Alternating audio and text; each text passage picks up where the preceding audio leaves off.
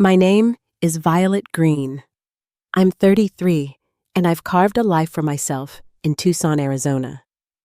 It's not glamorous running a small auto repair shop off the highway, but I'm independent. I've learned how to stand on my own. Family dinners. Not a thing in my world. In my family, love came with strings attached. Expectations, rules, silent judgments. So, when my mother invited me home last Friday night with her usual, "There's something important to discuss," I didn't hear an invitation. I heard a sentence wrapped in thinly veiled conditions. Our house sat on the outskirts of Scottsdale, behind an imposing gate, a garden-style villa that from the outside looked cozy. Inside, however, it was cold. Not just temperature-wise, cold in every sense of the word. I walked in, and there she was, Sabrina, my older sister, a glass of white wine in her hand, lips painted a loud red, smiling the kind of smile that makes you take 2 steps back. "Oh, Violet made it on time. I figured you were busy patching tires on the side of the road somewhere," she said, her words slipping out like venom. I didn't respond. I had heard that tone for over 20 years. Dad, of course, was already seated in his chair, folding his newspaper, adjusting his glasses. He cleared his throat, his voice dry and dismissive. "We've decided it's time to divide the family assets." I glanced at Mom. She was fumbling with the roast chicken in the oven, but her hands trembled, betraying the calm facade. Sabrina lit up. "I'm getting the villa in Laguna Beach, right, Mom?" she nearly squealed. "Of course, sweetheart," my mother replied, syrup sweet. "Blue ocean, White House, infinity pool. It's all yours." I stared at my glass of water, my fingers tightening around the rim, my pulse thumping in my ears. "And what do I get?" I asked, my voice calm, controlled. Dad avoided my gaze. He sighed, leaning back. "As for you, Violet, we've decided to let you manage the lot on 7th Street. I blinked. The abandoned parking lot behind the old gas station? The one no one even thought to use. "You mean that lot?" "Yes. Land is still land. You can make something of it. Start small," he said, as if he was handing me the greatest of gifts. Sabrina, unable to contain herself, burst out laughing. "Well, at least you'll always have a place to sleep under the stars. Free of charge." Dad nodded thoughtfully, as if considering the idea. "Maybe you can open a lemonade stand, or rent it out to someone with a tent. Call it a nature experience." I stayed still, but I could feel my chest hollowing out. The lot they shoved into my hands, a cracked piece of concrete covered with weeds, and their expectations wrapped up in that single dismissive gesture. I was 15 the first time I felt the sting of being their afterthought. I had come home from my first day at the garage, hands greasy, beaming with pride. I thought they'd be proud of me finally earning my own paycheck. But Sabrina was crying on the couch because she didn't get the latest phone. My father glanced at me, his voice cutting through the air like a blade. "You planning to smell like engine grease for the rest of your life?" Mom muttered, barely glancing up. "Well, at least she's doing something with her hands." That week, Sabrina got a brand new iPhone. Me, I got indifference. I stood up, my voice unnaturally calm. "So, she gets the beach, and I get cracked concrete and weeds?" I asked, and Dad just shrugged a shrug that carried all the weight of years of neglect. "You should be grateful. Some people get nothing." Sabrina lifted her glass in a mock toast. "I'll remember to invite you for summer break if you can find flip-flops that don't melt on asphalt." I stared her down, then turned to my parents. "Thanks for the reminder." I said my words sharp and laced with a calm fury. "I'll turn what you call trash into something worth staring at." And with that, I walked away, leaving their laughter behind me. The drive back to my small apartment felt like a blur, but the thought swirled in my mind: a white villa in Laguna Beach for my sister, and for me, a weed-covered parking lot. I shouldn't have been surprised. I was never their priority. Even as a teenager, I knew I wasn't like Sabrina. While she learned how to paint nails and watched makeup tutorials dreaming of a life on reality TV, I spent my after-school hours crawling under car hoods, learning how to change oil, tighten bolts, and read engine diagrams. At 16, I got my first job at a small garage outside of town. Those early summer days were brutal. A safety helmet too big for my head, hands slick with oil, sweat dripping under the scorching 100-degree heat. But I didn't mind. I remember getting my first paycheck, $240, and bringing it home like a trophy. I placed the check on the dinner table, hoping for even a glance of acknowledgement. Mom was busy picking out bedsheet patterns on her iPad. Dad just flipped to the next page of his newspaper. $200 to breathe in fumes, he muttered, barely looking up. This girl's really planning on living in engine smell forever. Sabrina, sitting across from me, laughed. Better get yourself some expensive perfume. People might think you just crawled out from under a car. I smiled weakly. Not because it was funny, but because it was the only way to keep my heart from cracking. 3 days later, Sabrina showed off her new toy, a used BMW repainted pastel pink, a reward for embracing her femininity. I didn't ask any questions. It wasn't the last time. At 20, I saved up enough to enroll in a night course in electric vehicle technology at the community college. 8 months working full-time by day, studying by night, and taking my final exam right after an 11-hour shift. When I graduated, I printed my transcript and taped it to the fridge. No one noticed. No one ever does. The fridge was cluttered with the usual doctor appointments, water bills, distant cousin wedding invites. 2 days later, the paper with my graduation transcript disappeared. No one said a word. I asked Mom if she'd seen it, but she didn't even look up from her phone. Oh, that thing, it got wet. I tossed it. Was it important? Her voice was flat, indifferent. That same week, Sabrina threw a birthday bash for her 25th in Palm Springs. My parents rented her an entire luxury villa, hired a private chef, a DJ, and even a full video team to make it look like a wedding. I wasn't invited. I only found out when the family's shared social account posted a picture. Sabrina standing in front of the villa, looking like she belonged in a glossy magazine, Dad toasting with her mom, hugging her from behind. Nothing better than time together, the caption read. It hit harder than anything else had. Family is everything. I didn't think twice before hitting leave group and exiting. From that moment on, I stopped expecting anything from them. But still a tiny part of me clung to the faint hope that maybe, just maybe, one day they would see my worth. Not through the clothes I wore, not through my hairstyle or my perfume, but through the things that made me who I truly am. Today, that parking lot they tossed my way could be the last time they trample on what I stand for. Because this time, I don't want their approval. I want them to watch as I turn their discarded scrap into something impossible to ignore. I stood before the city zoning map, staring at a long rectangular plot of land, wedged between a dilapidated industrial block and 2 crumbling service roads. Cracked concrete, tangled weeds, a rusted sign hanging by a thread.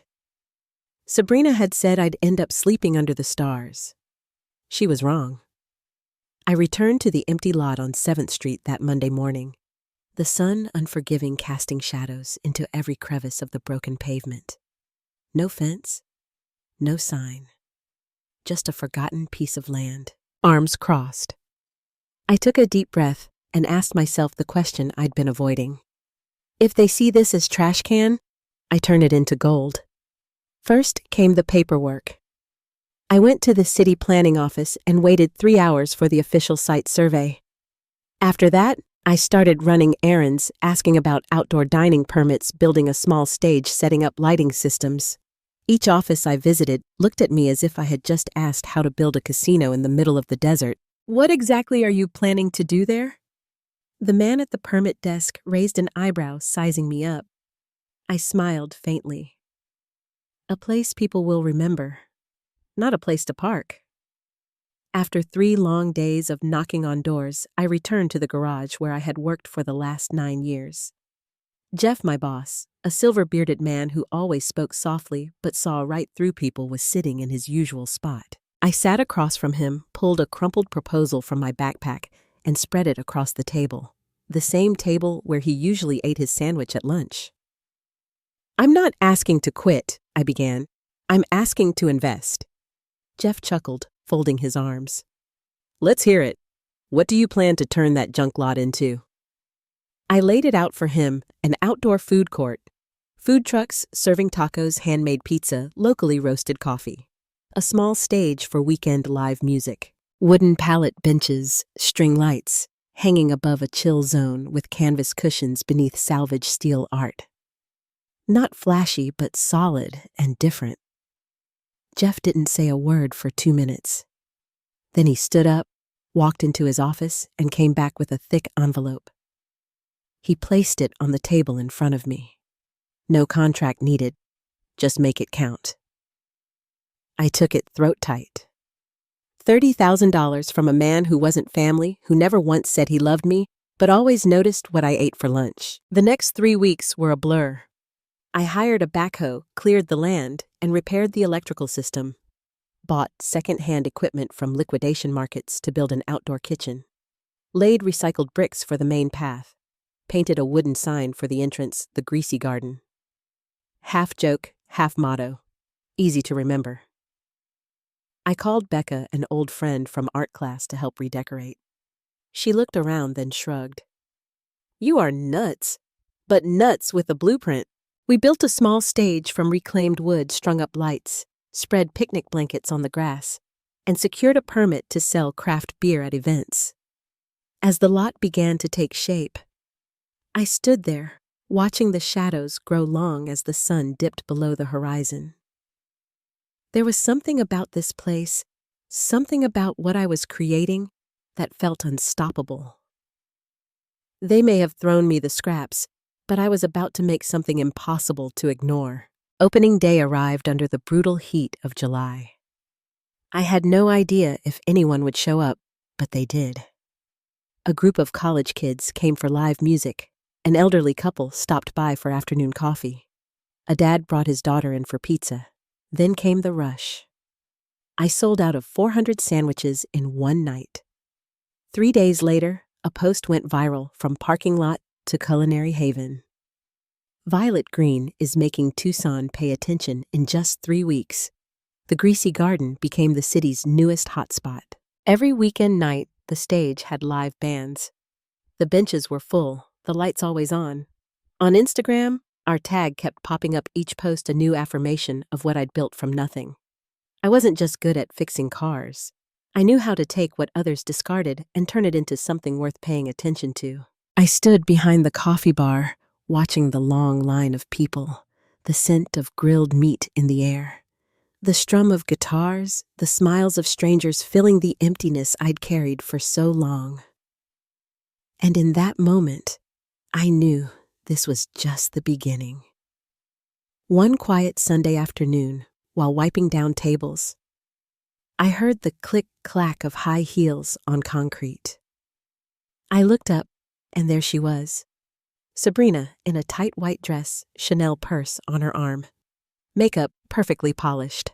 She looked like she was headed to a gala. Standing at the entrance of my food court, like a shadow behind her, was my mother.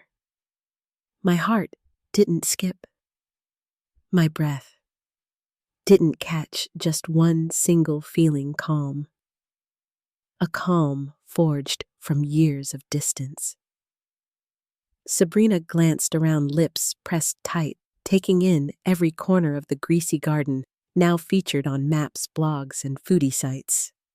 "Violet," she called, her voice stretching like she was greeting an old maid. "I didn't think you'd actually turn that parking lot into, this." I didn't answer, just tilted my head. "What word would you prefer?" I thought. Night market charity zone with string lights? Or that place you'll never be able to build yourself? She froze, but Mom stepped forward in a beige suit, her hair perfectly combed, a pearl bracelet, gleaming jewelry. I was never allowed to touch. "We need to talk," she said, trying to sound composed. I pointed toward the taco stand. Monday to Thursday, 3 to 5 p.m. I have 5 minutes between rushes. Sabrina scoffed. Oh, come on. This is family business. I crossed my arms. Family, I said, my voice cutting through the air. That word sounds strange coming from either of you. They were quiet for a beat. Then Mom softened her voice. We all know this land originally belonged to the family. We gave it to you, but now that it's doing so well, maybe it's time to discuss a partnership. I almost laughed. Partnership! I repeated in my head, fighting the urge to burst out. Sabrina jumped in, her voice sharp. I want you to sell. This is family property. Mom and Dad always meant to keep it for both of us. No one thought you'd commercialize it on your own. I looked her straight in the eye. When you all tossed that land at me like a joke, I didn't hear anyone say, family property. Mom's voice tried to hold its composure. I just think you should consider it for the family. Sabrina's face reddened as she held back. You already got your share. Laguna Beach. Remember the villa with the pool, the ocean view balcony, and the white sofa you flaunt all over Instagram? I looked at Mom, then back at Sabrina. My gaze steady, unwavering. Things aren't the same anymore, Sabrina said, her tone shifting. The real estate market's a mess. You're doing well. I just thought maybe we could both benefit. I stared at my mom, then back at Sabrina. My voice was quiet, but resolute. No. You want me to consider it for the family, but it's not about family, is it? You see the fruit of my work, and now you want to take it. Sabrina's face went pale, the blood draining from her cheeks. Mom still tried to hold on, her voice strained. So, you're turning your back on family. I took a step forward, my voice low but clear. No, it never passed. It was just buried under weeds in that lot. And now that I've made it bloom, you show up with shovels, ready to dig it up and take the fruit. Sabrina's face twisted with frustration, but Mom's grip on her composure started to crack. I could see at the walls that had held them together, the facade of family slipping. They didn't want to see me rise, not really. They wanted control. And that was the moment I realized this was never about family. It was about power. I let out a soft laugh. No, I'm just choosing to move forward without dragging along the people who once pushed me down without a word. I left them frozen in place. Amid the acoustic music from the small stage and the sound of laughter filling the air, they once thought this place would be my final failure. What they didn't realize was that their contempt had become my fuel. And now, here they were knocking. But no one opens the door for those who only show up when the table's already set. One early fall afternoon, while I was reviewing our weekly produce order, my phone buzzed relentlessly. 3 missed calls from a familiar number, Sabrina. I set the phone down, ignoring it. 10 minutes later, a message popped up. Please, I need to see you. Urgent. Just 10 minutes. I didn't respond, but I knew she'd come. Right on cue, an hour later, the silver sports car she once flaunted on every platform rolled into the lot, now looking like it had just survived a financial war zone. Sabrina stepped out. No silk dress, no heels, just a wrinkled tea-faded jeans, dark circles under her eyes, and a messy bun. For the first time in years, she wasn't wearing makeup. You've got 5 minutes, I said without looking up, still reviewing the orders. Sabrina swallowed hard. You know the real estate market's crashing, right? I didn't answer. I have to sell the villa, but I can't. Bad credit. The bank wants $200,000 just to let me list it again. I looked at my sister, the same sister who once laughed in my face because I wasn't the one living in Laguna Beach. Now she stood in front of me on the same cracked concrete I'd cleared with my bare hands, asking for help. I met her eyes, my voice calm. You want me to help you? You want me to save you from your mess. I crossed my arms, leaning against the wall, letting the silence hang between us. Sabrina's eyes widened. I know you can help. I know you can. I nodded slowly. Yeah, I can. But I won't. Her face twisted. She opened her mouth to respond, but I raised a hand. Remember when you were sipping champagne in your villa, laughing at me and telling me I'd never amount to anything with a cracked slab of concrete? Now here you are, asking for help. Sabrina was speechless. She turned and walked away, her steps heavy. The sound of her retreating footsteps swallowed by the hum of the food court. I thought that would be the end of it, but not even 3 days later, my parents showed up. I was mid-conversation with an event planner when I spotted them at the entrance. They didn't step inside, didn't call my name, just stood there like relics from a world that no longer fit. I made them wait another 10 minutes before I approached them. Looks like you all just remembered I'm part of the family, I said, my voice thick with sarcasm. My father looked noticeably older. His hair had gone white, his shoulders were hunched, and the edge in his eyes had long since faded. My mother still carried herself with some elegance, but her eyes darted around and her voice was no longer steady. We need to talk seriously, Mom began. I nodded cold. Go ahead. I've got 10 minutes. Dad sighed. My business, it's collapsing. Partners pulled out. Operational costs are out of control. Your mom lost a big investment in real estate, too. I stayed quiet, waiting for the part I knew was coming. We need a loan, around $500,000. I chuckled, not loudly, but just enough to make a few nearby customers glance over. Then I stepped closer, my voice low. Even I once needed a hug. A simple congratulations, a look of acknowledgement. I got none of that, and now you need $500,000. Mom reached for my hand. Violet, we're family. I pulled my hand away sharply. Family doesn't abandon each other, doesn't mock the ones they claim to love. They don't come crawling back only when they need money. Dad furrowed his brow. You've made it. Can't you be a little more generous? I looked him straight in the eye. It's not that I'm stingy. It's that you both taught me the most expensive lesson of all. Everyone lives with the choices they make. I added my words, cutting through the air. Mom's voice trembled. We'll pay it back. We'll sign a contract with interest. Whatever it takes. I took a step back, nodding lightly. Fine, a contract's possible. But the price won't be cheap. Because aside from the money, what you both lost was my trust. With that, I stepped back into my world, leaving them standing in the middle of the buzzing food court, the place they once mocked as a joke.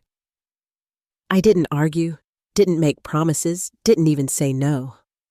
I simply let them see it. The Violet they once treated like nothing was now the one they had to beg. That night, I sat in my tiny office, just a converted shipping container, staring at my computer screen. Strangely calm. Everything I'd ever worked for, all the years of quiet struggle, had led to this. And in that moment, I realized I don't need them anymore. I hadn't shouted, blamed, or pleaded. I simply said no. For people like them, that hurt worse than a slap. But I knew one thing for sure: they wouldn't stop there.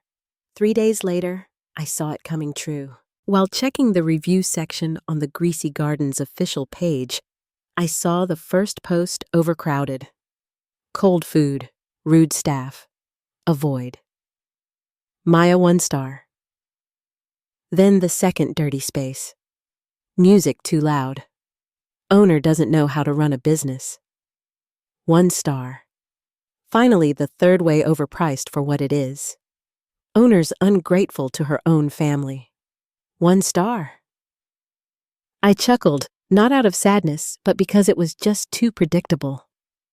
The last line gave them away. That wasn't a real review. That was personal. They didn't need weapons, just Wi-Fi and a few clicks to spread poison. I didn't respond. I didn't retaliate. I stayed silent and called Madeline my lawyer. I think it's time we review every permit and license, I said. You looking to defend or attack? Madeline's voice was sharp as ever. Both, I replied. The next day, a city inspector showed up. Clipboard in hand, his voice polite, but his eyes apologetic. We received an anonymous complaint, he said. Someone reported that this location may not meet outdoor food service regulations. I nodded. I figured who sent it. We're required to inspect. He added, clearly uncomfortable. Go right ahead, I said, smiling. I've got everything in order. My lawyer will have a copy in your inbox within 10 minutes. Over the course of 1 week, I got hit with 3 more surprise inspections: food safety lighting, compliance, and noise control. Every time I stayed calm, courteous, and had every single permit ready to present. Madeline helped lock down every corner of the business, from public liability insurance to sublease agreements. We even filed supplemental registrations to make sure no one could exploit any legal loopholes. I hired a professional cleaning crew twice a day, replaced all old trash bins with eco-friendly ones, and added QR-coded feedback signs throughout the venue, making fake reviews easy to detect and easy to dismiss. But I didn't just offend. I struck back with calculated kindness. I launched a $5 student meal program every Tuesday. I hosted nonprofit music nights for local bands, and I partnered with food bloggers to feature the Greasy Garden as a leading eco-conscious dining destination. I stood in the middle of that old lot, once the place where people dumped disappointment. Now it was a gathering space for those seeking something real. Every fake review made me work harder. Every bitter word made me calmer and sharper. 1 week later, the official review site posted a public statement. The Greasy Garden has passed all inspections and is now recognized as a benchmark model for outdoor dining venues in the city. We commend their professionalism and transparency. I didn't have to say a word. I just reposted the link with 3 simple words. Thanks for the concern. My family once tried to bury me in the ground. I simply rose up from it. That Saturday night, the Greasy Garden was packed just like every weekend. An indie band was playing upbeat melodies beneath golden string lights. The air was filled with the scent of food, laughter, and the energy of a street festival right in the heart of the city. I was standing at the central booth checking the VIP guest list when a strange noise came from the entrance. A white SUV screeched to a stop. The door flew open. Then I saw her. Sabrina. My sister stepped out in a wrinkled red satin dress. One heel crooked, her hair a mess, mascara streaked down her face, as if she'd either cried or thrown up. A half-finished wine glass dangled from her hand. She stumbled toward the stage area, and I immediately signaled my security team. Sabrina spun around unsteadily, then shouted into the crowd. Look, everyone! Violet Green, the parking lot queen. I came to celebrate. The music stopped. People paused their meals, their conversations, their laughter. Dozens of eyes turned on her, then on me. I walked toward her, keeping my composure. Sabrina, I think you should leave. I'll call a car for you, I said calmly. She sneered, stepping closer. Oh, no. You don't get to kick me out. You owe me your whole life. Who would you be without the Green name? This family property isn't yours alone. I took a step forward, my voice calm but firm. You are drunk. People are watching. You need to go, now, I said, my voice steady. But there was a storm brewing inside. Sabrina laughed loudly, then suddenly snatched a cocktail from a guest's hand and threw it straight at my chest. A collective gasp echoed through the crowd. The cold drink soaked my shirt, the sharp scent of citrus and vodka stinging my nose. But I didn't flinch. I stared her dead in the eye. Escort her out, I said to security, but Sabrina thrashed and shouted, You think you're so noble? You're just a grease monkey who got lucky? You're no better than the rest of us. 2 guards grabbed her arms, trying to be gentle, but she twisted and screamed, her words coming out like venom. I'll sue you. I'll take everything back. This belongs to my family. I turned to Aiden, head of security. Call the police. She just assaulted someone and caused a public disturbance. Some guests had already started recording on their phones. Sabrina kept screaming and cursing, struggling as she was restrained. 10 minutes later, the red and blue lights flashed across the glowing night of the greasy garden. Officers arrived, listened to my statement, and proceeded to arrest her for disturbing the peace and assault with liquid. Sabrina's face was pale mascara running in 2 dark trails down her cheeks. She screamed as they led her to the patrol car. "Violet, you are a monster. You are destroying this family." I said nothing. My mother arrived 10 minutes later, still in her nightgown, with a fur coat thrown over it, slippers on her feet, panic written all over her face. She rushed to me, grabbing my arm. "Violet, you can't let your sister be arrested like this. She's blood. She's family." I pulled my arm away, my voice cold. When I was 17, standing in the yard holding my straight A report card with hands stained in engine oil. "What did you do for your blood then?" She faltered. "Maybe that was a long time ago." I cut her off. "No, you taught me this lesson. You live the life you earn." Her eyes welled up. "Please, can't you just let this one go?" I looked at the police car fading into the distance. I've let a lot of things go in my life, but not this time. I turned and walked away, leaving her in the glow of the fairy lights, soft music playing again, and hundreds of strangers watching from their tables. I never thought I'd return to the house on Belmont Drive, the place I grew up in silence, surrounded by laughter that never included me. But then, an email from Western Mesa Bank popped up in my inbox. The subject line made my hand pause mid-keystroke as I was submitting a new inventory order, property and foreclosure, Belmont Drive, Tucson. I froze for a few seconds, fingers still on the keyboard. No surprise. After Dad's business collapsed, and after Sabrina's scandal at the Greasy Garden went viral, they didn't have many options left. The bank would seize the house, the so-called perfect family home with white stone steps, green painted fences, and mahogany windows was about to slip through their fingers. But it wouldn't go to strangers. I quietly placed a bid through a small legal firm under a representative's name. I didn't need them to know. I just needed everything done by the book, no exceptions. A month later, on a dry morning, while I was planning to expand our food space to the adjacent lot, Ava, my assistant, came into my office. "Someone's waiting for you," she said, looking at me with a furrowed brow. "Who is it?" I asked, still focused on the layout. "Your parents." I looked up, not surprised, just earlier than I expected. They sat silently in front of me, their eyes heavy. No designer clothes, no polished looks. Mom wore an old sweater, clutching a paper bag. Dad looked like a piece of him had faded away. I sat down across from them, said nothing. "Let them speak first." Violet, Mom, began, her voice hoarse. "The bank took the house. We have nowhere to go." Dad stared at the floor, silent. "Your sister's still under supervision." "Not home yet," she continued, voice trembling. We don't want to sleep in the car." I nodded slightly. "And now I'm family again." Mom didn't argue. She simply pulled out a crumpled stack of papers. "We can pay monthly. Just need somewhere to stay until I get back on my feet." Mom's voice trembled, but there was no need to negotiate. I had already found a solution. I opened a drawer, placed a file on the table. Sabrina's eyes locked on it. She grabbed it quickly, flipped the first page, her eyebrows tightening as she scanned the lease agreement.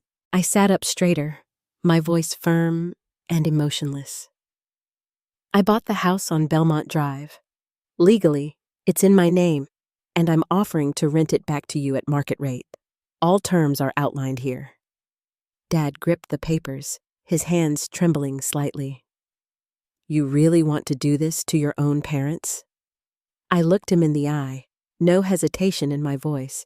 "Do you remember what you said when you gave Sabrina the beach house and handed me a cracked parking lot? You told me to be grateful I got something. Well, today I'm giving you something too with conditions just like you taught me. Mom's voice cracked.